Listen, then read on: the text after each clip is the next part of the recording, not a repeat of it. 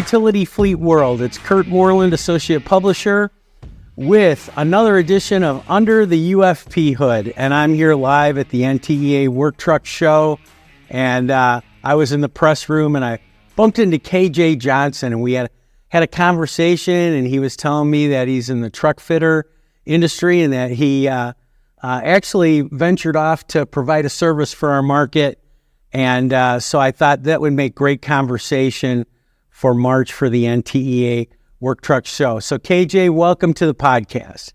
Thanks, Kurt. I really appreciate you inviting me over. It's kind of cool. We're hanging out in the media room and just comparing notes and found out that we have a lot in common. So yeah, it was awesome. We do. Let's go back to your work truck upfitter days. Tell me a little bit about what you did and the type of trucks that you guys used to build. So I'm getting a little old. So I've been doing this for many, many years. I started off originally as a commercial account manager within the dealership world, selling fleet vehicles of all types. We sold them to municipalities. We sold them to construction companies, plumbers, electricians, everybody that needed any type of commercial vehicle. That's what I did.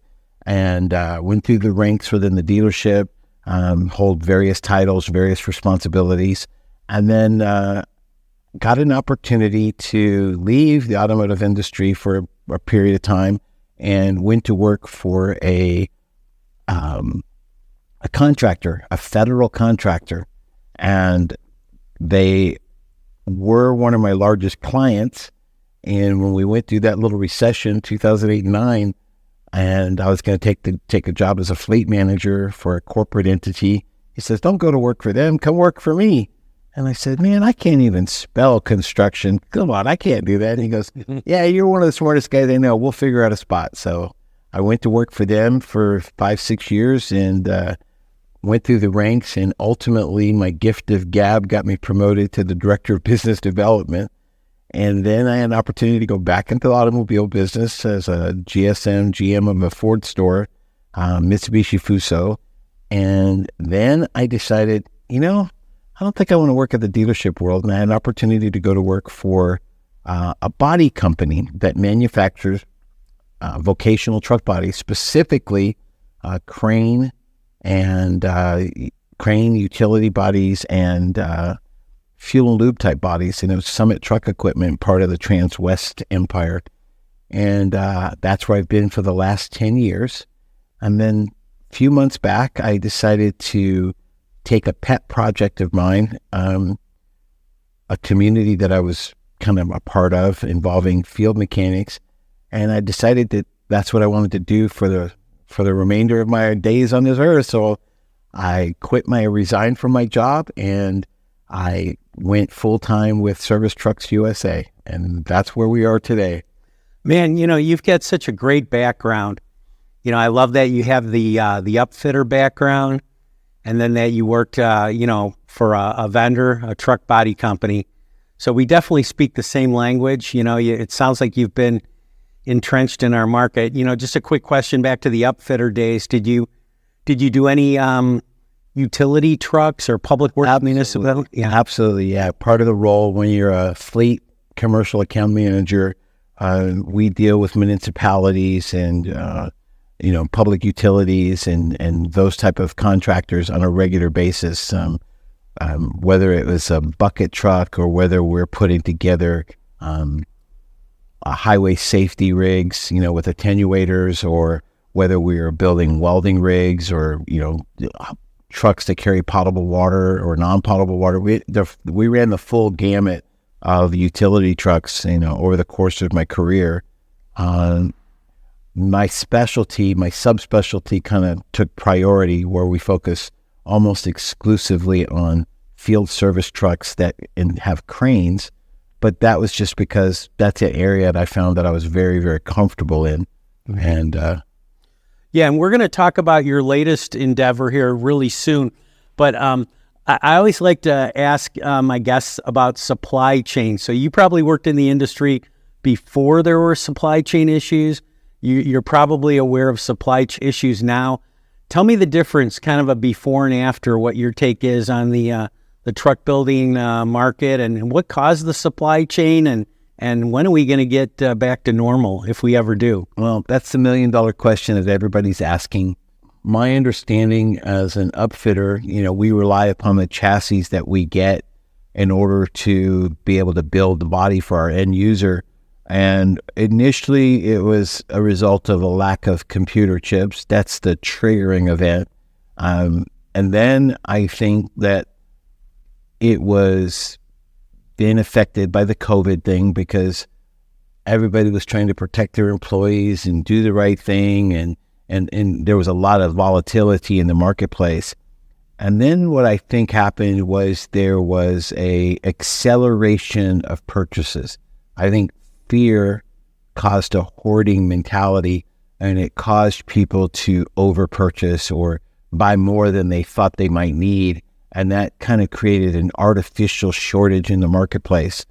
And then the final straw to the puzzle, I think, was attributed to labor.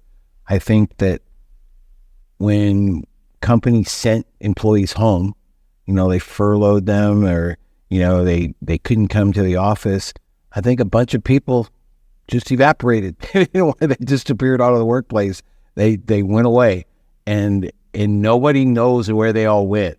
But millions of people exited the workforce, especially guys and gals that worked in factories that built stuff, and they left. And some of them started other businesses, some of them went back to school, some of them retired. We don't know where they all went. I think it created an acute labor shortage, and we are still dealing with that today.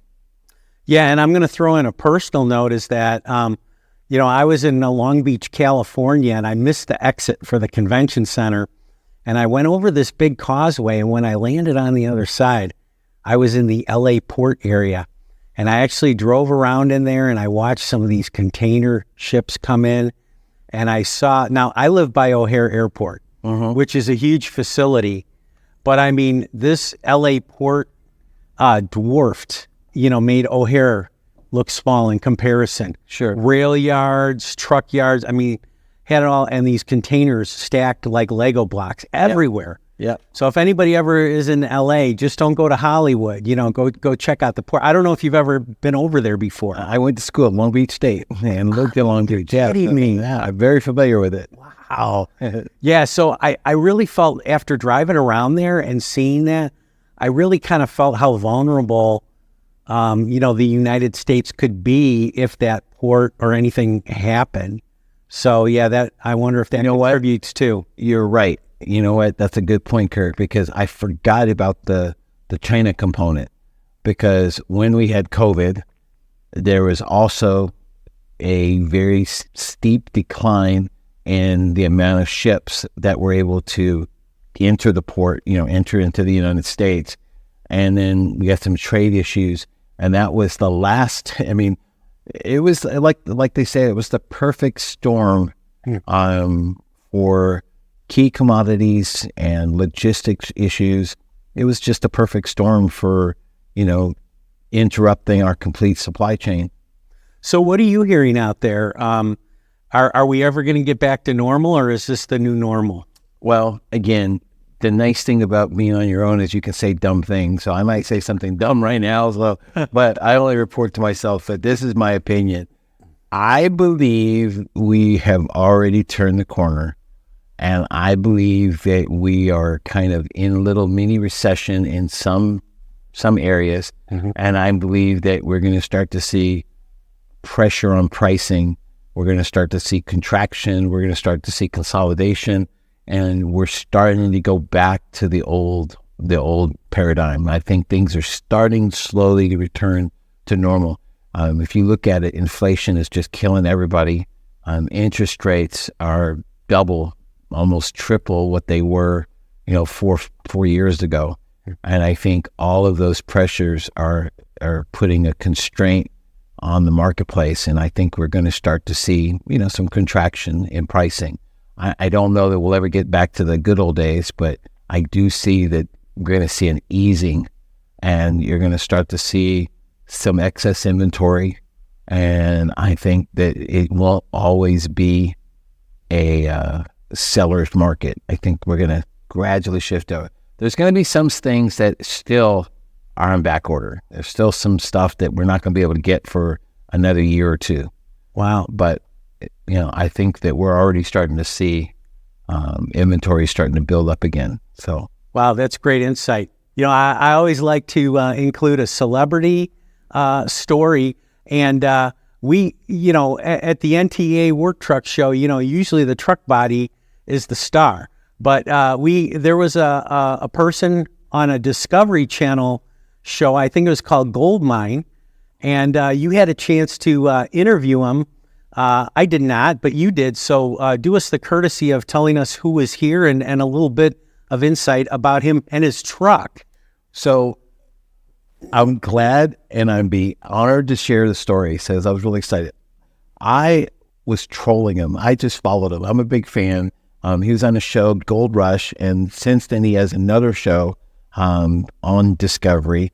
And I knew him because we are my company I used to work for. We were an upfitter, so we've seen him in other events. I guess I just went up to him with my big puppy dog eyes, and said, "Hey, would you please consider, doing my show?" And he, of course, is a very nice guy, and he said yes. But then to get him up here is a whole other story. They can say yes, but they're getting pulled in so many different directions. And I was sitting here yesterday afternoon, kind of having a little pity party going, yeah, my guy's not going to show up. And I said, well, go find him. So I went downstairs, and sure enough, I went and found him, and I just stood there next to him.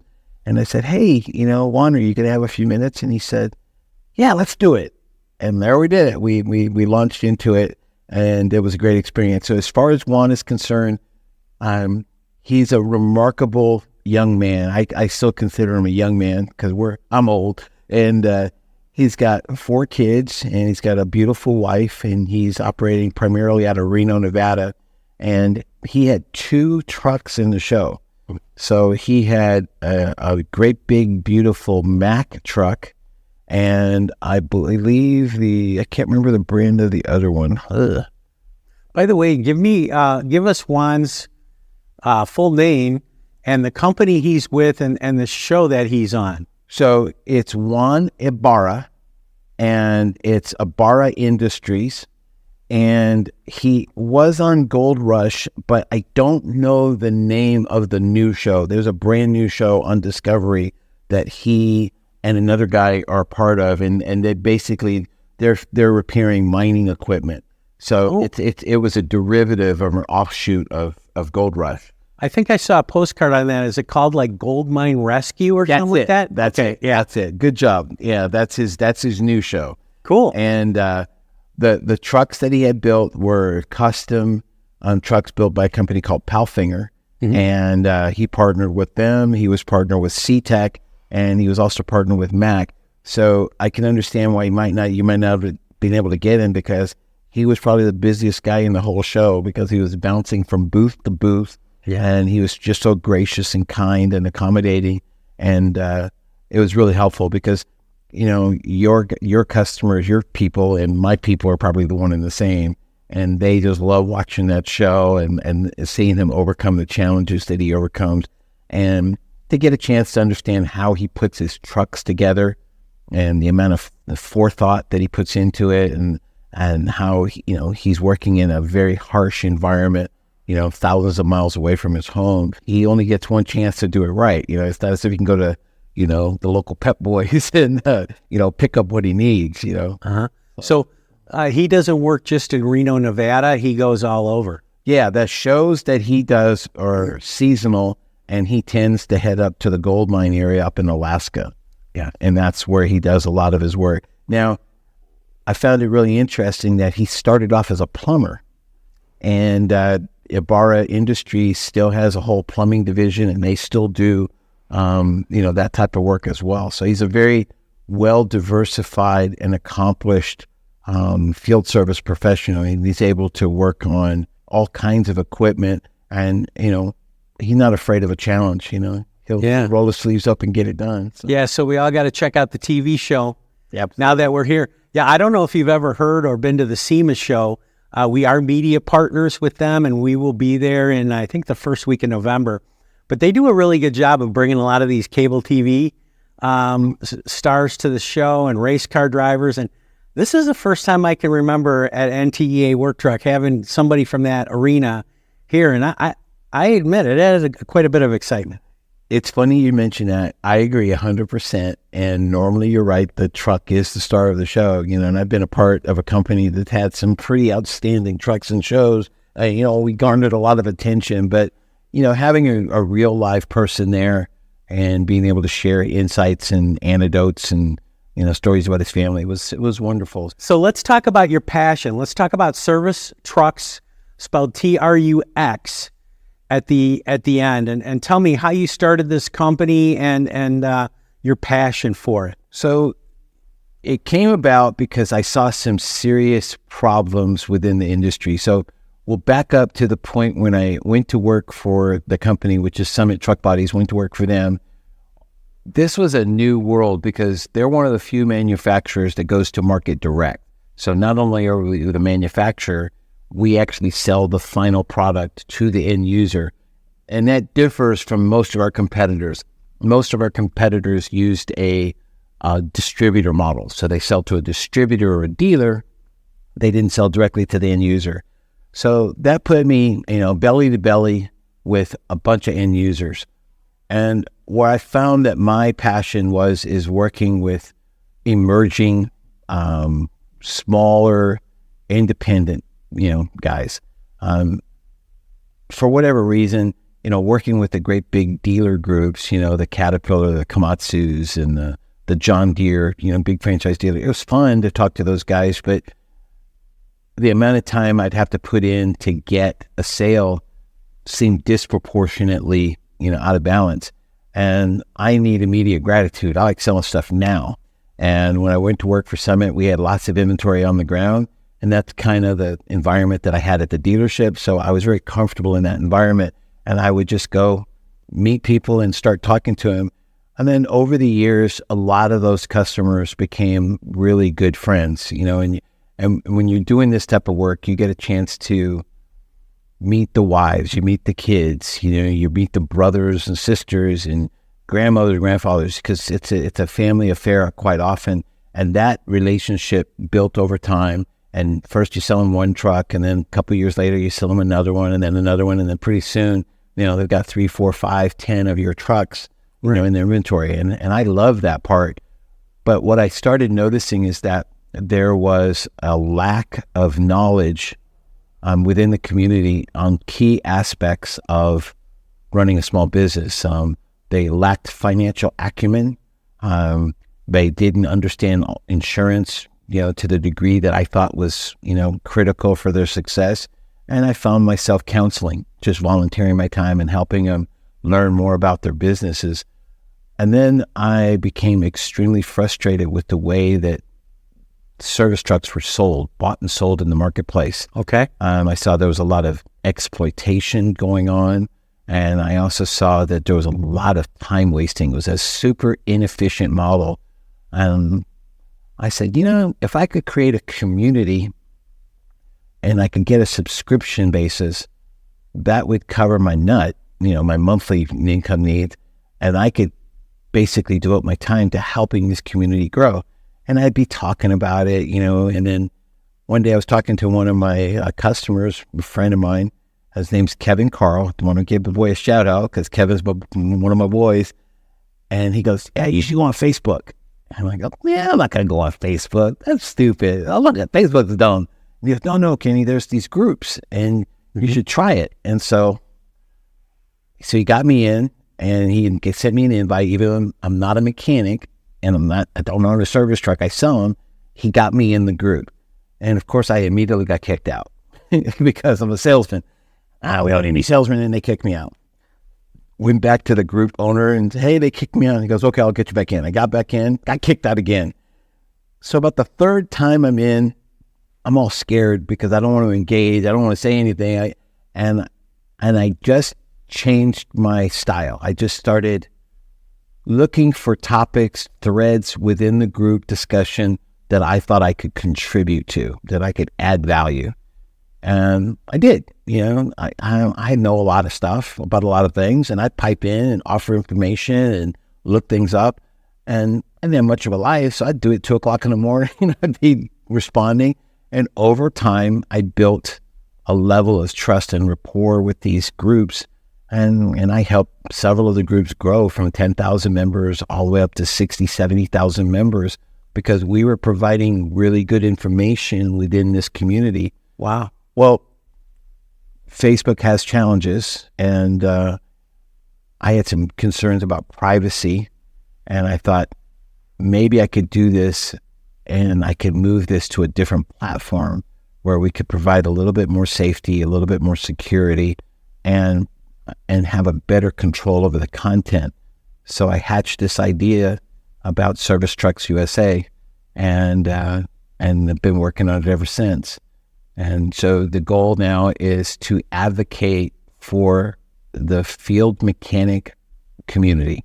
I see myself as the Costco or AAA for service truck guys, and my job is to bring them value. I bring them information, try and give them a little entertainment, try and get them some educational value, and then I grind the living snot out of people, and I bring those deals to my boys, and that's my deal. I just grind people. So I can see myself in a not too distant future acting almost like a clearinghouse. So if a dealership has excess inventory and they don't want to disrupt the market, they're going to come to me because they want to get to my members, and then I'm going to present those deals to my members so that they can take advantage of them and protect their privacy and advocate for them.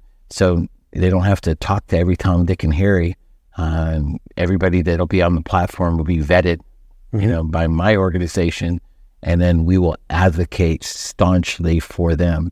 And that's the premise behind Service Trux USA. Yeah, and the service trucks, they're the unsung heroes.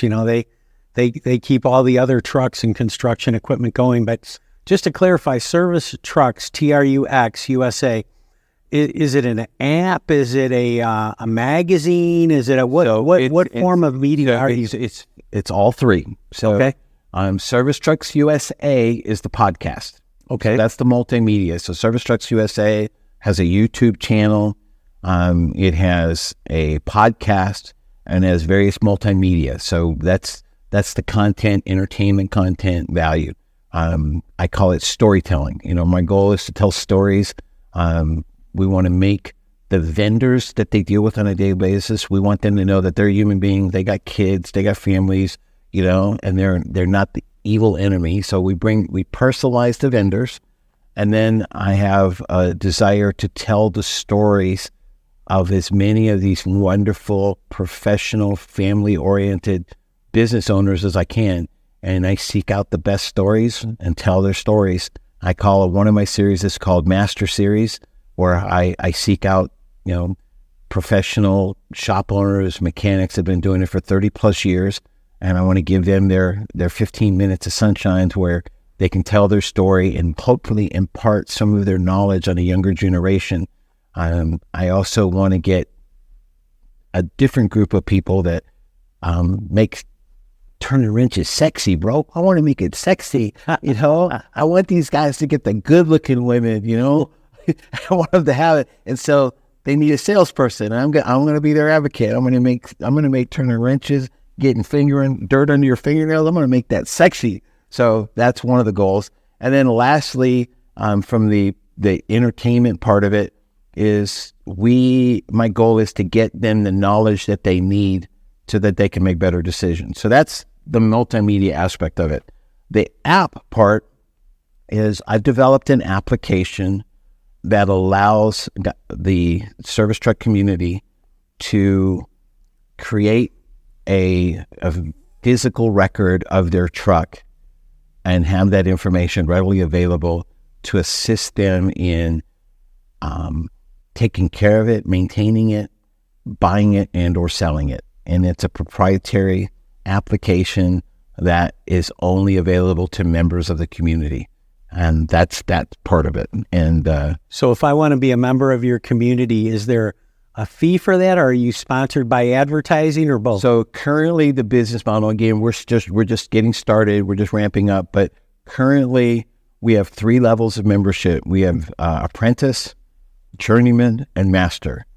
So each one has a cost, but for the apprentice, I give you a coupon and that wipes out the cost, so it's $0. Doesn't cost you anything. Wow. So and then the middle level is a small annual fee. And then the upper level is right now $300 a year.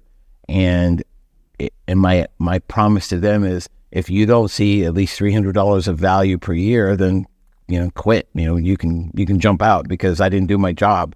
Money back guarantee. That's cool. Guaranteed. And if you're not happy, there's no long-term commitments. We're not trying to get rich off you. All that money does is it pays for additional staff to provide the services that these guys need. A lot of them don't know that they need what we're going to provide, but they'll learn as they come into the program and they join. They're going to see how cool it is to have advocacy on their behalf. They'll come to learn I'm a pretty shrewd negotiator and I'm going to negotiate some great deals on their behalf. So I'm confident that once they come into the community, they're going to be happy and and it'll just like paying your utility bill. And then I have a special offer when we first get started. There's a provision where they can come in as a lifetime member. There's a limited number of these slots, and they can come in for a flat fee of $497, and they never have to pay another dues ever again. Wow. But I have enough testimonials now, and that there's a lot of customers that have used the service already and that have benefited from it. So I think it's going to be worthwhile. Yeah, tell me about the app. So do you have to pay for the app, or is that the app is included with your membership? The app is included with your membership. And what it does is it gives you power over your data, your vehicle. It gives you the power. Because right now, everybody should have privacy concerns. Data privacy is critical. And, going on everybody's website to inquire about a part or service is starting to get a little problematic, especially when you're giving credit card information. So I think I came up with a better solution. It remains to be seen if this is going to work, but I built it. I had it built, and that's the application. And we think it's going to be disruptive.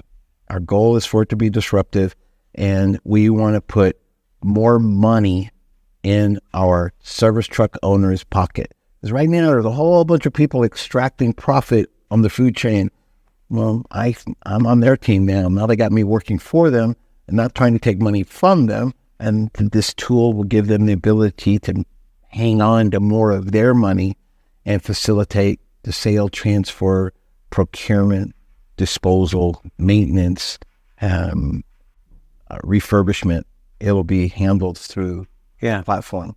Yeah, and on the privacy and security or cybersecurity, be a good time to mention that our magazine company just launched our first issue of Utility Security. Oh, wow. Which is dedicated to information to help protect the workers in the field, cybersecurity, substations, and headquarters. So people can subscribe to that by going to utilitysecurity.com. Brand new magazine just coming out in line with what you were talking about. I can see where your magazine is going to provide tremendous value, for your readership base, because security is an important factor. It's definitely something we need to be cognizant of at all times. Yeah. So if I want to become a member, how do I reach out to you? How do I do that? Well, because I didn't hire a big marketing agency. It's really simple. There's Service Trux USA. That's the multimedia. And by the way, Trux is spelled Trux. Exactly. Okay. And then Service Trux without the USA is the directory. Okay. So that's it. So Service Trux USA is media, podcasts, all that good stuff. Service Trux is the directory. That's where the garage app will be. That's where the community directory. And let me add a little bit more about the directory. So people are probably familiar with, apps like Angie's List and Thumbtack and all those types of things. And what I've noticed is that putting all your information within Google means you don't really have control over who calls you as a vendor, as a service provider. And there's times when you just don't want that particular client. They're either geographically undesirable, or perhaps they are a client that doesn't really meet your ideal client profile. So another aspect of the directory that we addressed is this directory functions more like a dating app. It works like a dating app. So you list... I have a daughter in her 20s, so I know all about the dating apps. Okay. Not for personally, but through her. Okay, Kurt, I believe you. So the idea behind this function on the directory is that we sort by your preferences, your capabilities, your skill, the equipment that you work on, the areas that you work on. We define all of those, and we put that in a searchable database. Mm-hmm. So when you're looking for somebody that provides these services, you put in those search parameters, and then the database will give you a result based upon the match, the capability of matching. What makes it different is if you only want to deal with people within a certain geographic region as a customer, as a vendor, as a mechanic, you can just say that these are the only areas that people can find me. If they don't fall into this geographic preference, mm-hmm. then nobody can see it. So it's invisible to anyone outside that group, which means that you're not wasting your time talking to people that are not within your ideal parameter. The same searchable parameters could be based upon price ranges. Like if you're charging $180 an hour, there's no point in talking to a client that thinks that your services are only worth $110 an hour. And so you can eliminate, it helps both the looker and the lister, and it helps them both sort through the list, the search function. Another component is it could function as a matching service because there's such a shortage of skilled tradesmen. So now if you are working in the upper Midwest and you've gone through one too many winters and you've had aspirations to possibly relocate to a warmer climate, but you don't know anybody in that locale, you never even thought about it. Well, now you can put your information in our database, in our directory, and you can make your profile searchable, and it will indicate to potential employers that you are considering it, and then you can pre-select the regions that you're willing to relocate. So if you're not going to go to Florida, you can block Florida. If you're not going to go to California, you can block California, so that only those employers that were within the geographic range that appeal to you, only those people can see you. And that app's built. That function's there now. We can do that right now. Sounds like our podcast listeners, our readers, will have a lot to explore on Service Trux, Trux.com, or your Service Trux USA. We cross-reference you back and forth. And I imagine for your YouTube channel as well. The YouTube channel, we're just building up content now because, there's so much stuff to learn, when you're trying to go out on your own. And our goal is just to do it one step at a time and, fail until I don't, right? Just keep grinding. What do they say? Fake it till you make it, right? There you go, brother. I appreciate you. Thank you so much for taking the time to, let me chat about the business. And I hope you continue to have great success with your podcast as well. Thank you. I appreciate that from one podcaster to another. So, yeah, I want to thank my guest, KJ Johnson of Service Trux USA. You are located out of New Braunfels, Texas. I've moved from New Braunfels now, but I still have my office there. But I'm in Bastrop, but I'm a Texas boy. I got my Texas card a few years ago after going through quarantine for 20 years from California. I've been cleared, and I've got my official Stetson hat, my cowboy hat. I got my boots. I got my belt buckle. I am now officially 100% Texan certified. Well, I like to hear that, and I love Texas because I love the pride that people who live in Texas have, the pride in their state. So I'm just going to sign off, thanking you again for being our guest, and just remind all of our listeners and our UFP readers out there to roll safe. Amen to that, and thank you for your time. Thank you for your time, brother. The views, information, and opinions expressed during this podcast are solely those of the individuals involved and do not necessarily represent those of Utility Business Media and its employees. It is strongly recommended that you discuss any actions or policy changes with your company management prior to implementing.